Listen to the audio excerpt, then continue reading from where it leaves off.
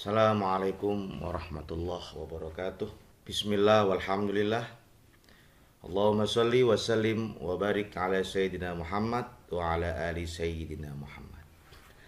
Berjumpa lagi dengan saya, Pak Jazuli, pada mata pelajaran Pendidikan Agama Islam dan Budi Pekerti, membahas tentang senangnya meneladani para nabi dan ashabul kahfi, kisah keteladanan Nabi Yunus alaihissalam. Anak-anakku, tujuan pembelajaran, karena ini paket satu bab, maka kita hanya akan membahas tentang satu kisah keteladanan Nabi Yunus alaihissalam. Kalian diharap setelah belajar pada materi ini, kalian mampu menceritakan kisah Nabi Yunus, menguasai materinya, kemudian mampu meneladani keteladanan Nabi Yunus alaihissalam. Anak-anakku, amati gambar berikut ini. Gambar apa, nak? Iya. Ilustrasi umat manusia memohon ampunan, berdoa kepada Allah Subhanahu wa taala. Kalau ini gambar apa? Betul. Ilustrasi masyarakat menaiki kapal. Kemudian kalau gambar ini, ya Allah, ya Tuhanku, sesungguhnya tidak Tuhan selain Engkau, Maha sucilah Engkau, dan sesungguhnya aku telah berdosa dan menjadi salah seorang dari mereka yang zalim. La ilaha illa anta subhanaka inni kuntu minaz zalimin. Berdoa di alam terbuka. Yang terakhir, betul. Gambar sujud, menundukkan kepala, sholat, dan mengagungkan kebesaran Allah Subhanahu wa ta'ala.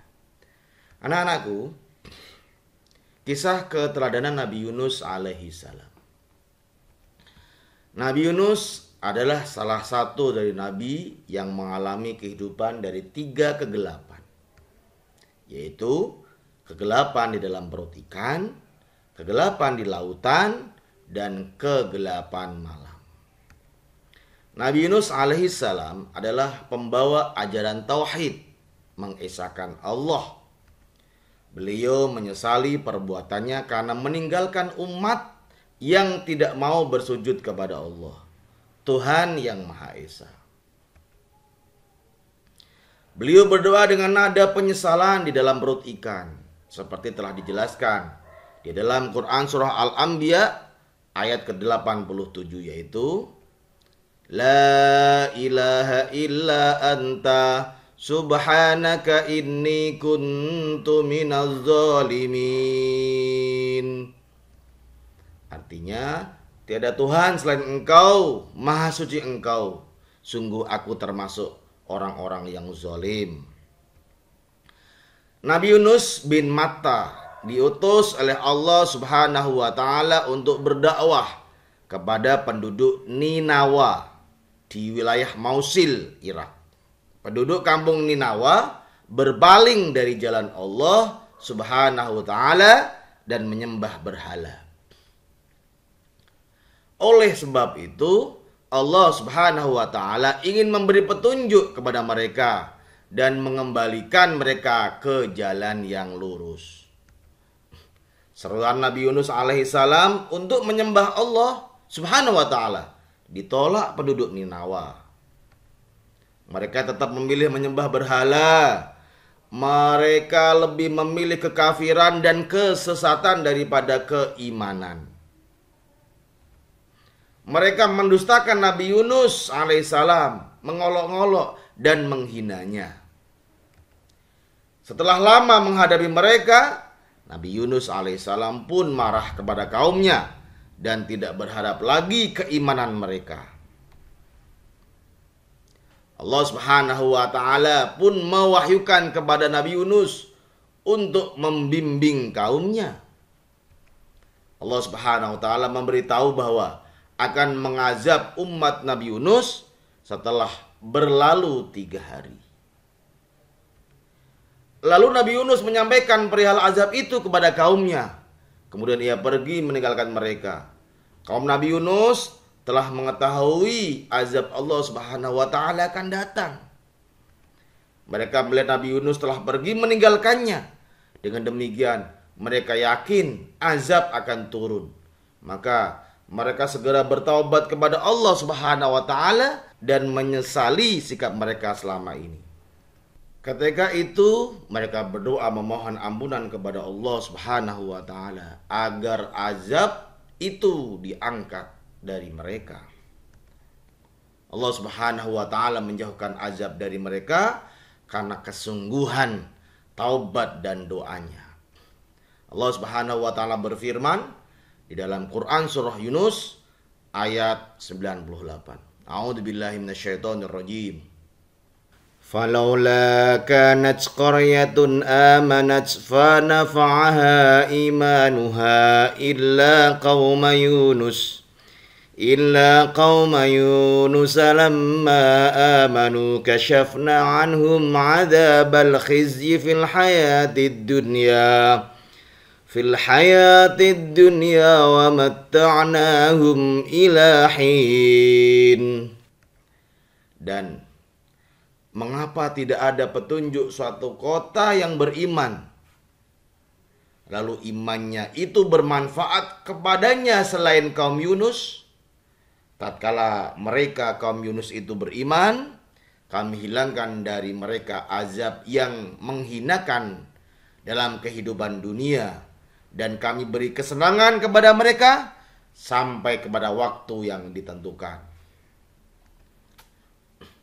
Anak-anak, Nabi Yunus alaihissalam tetap meninggalkan kaumnya karena marah.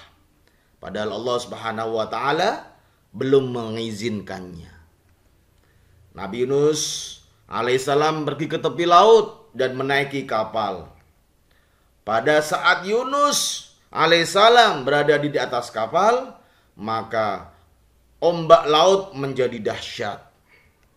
Angin menjadi kencang dan membuat kapal menjadi oleng hingga hampir saja tenggelam. Melihat keadaan demikian, nahkoda kapal meminta barang-barang yang berat dilempar ke laut untuk meringankan beban. Gambar ilustrasi dahsyatnya gelombang lautan. Setelah barang-barang berat dilempar ke laut, ternyata kapal itu tetap saja oleng, hampir tenggelam. Maka para penumpangnya bermusyawarah untuk meringankan beban kapal dengan melempar seseorang ke laut. Maka mereka melakukan undian dan ternyata undian itu jatuh kepada Nabi Yunus alaihissalam. Tetapi mereka tidak mau. Jika Nabi Yunus harus terjun ke laut, maka undian pun diulang lagi. Dan ternyata jatuh kepada Nabi Yunus lagi. Hingga undian itu dilakukan sebanyak 3 kali. Dan hasilnya tetap sama. Anak-anak, maka Nabi Yunus bangkit dan melepas bajunya. Kemudian melemparkan dirinya ke laut.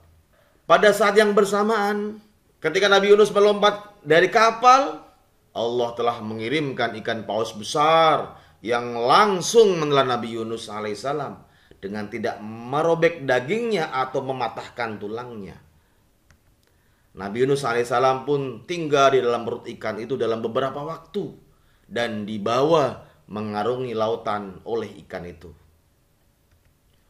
Dalam riwayat dikisahkan bahwa Nabi Yunus alaihissalam berada di dalam ikan 3 kegelapan.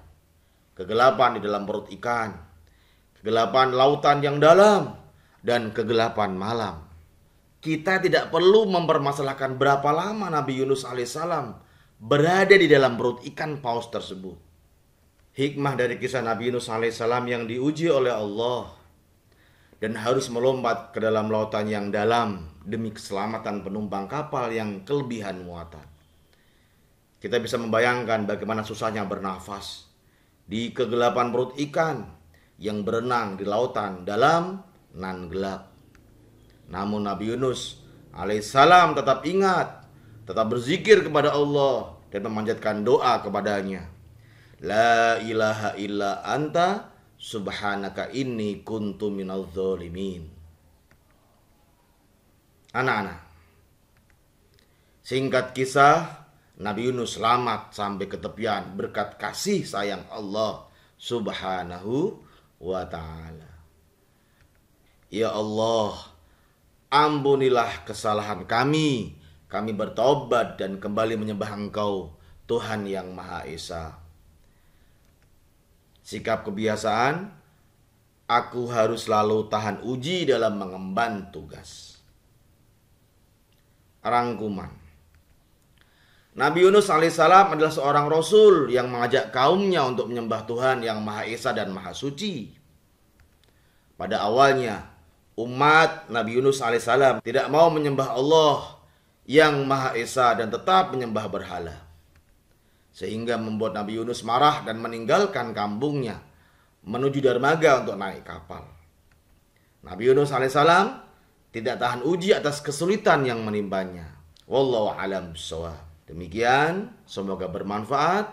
Kurang lebihnya mohon maaf. Wassalamualaikum warahmatullahi wabarakatuh.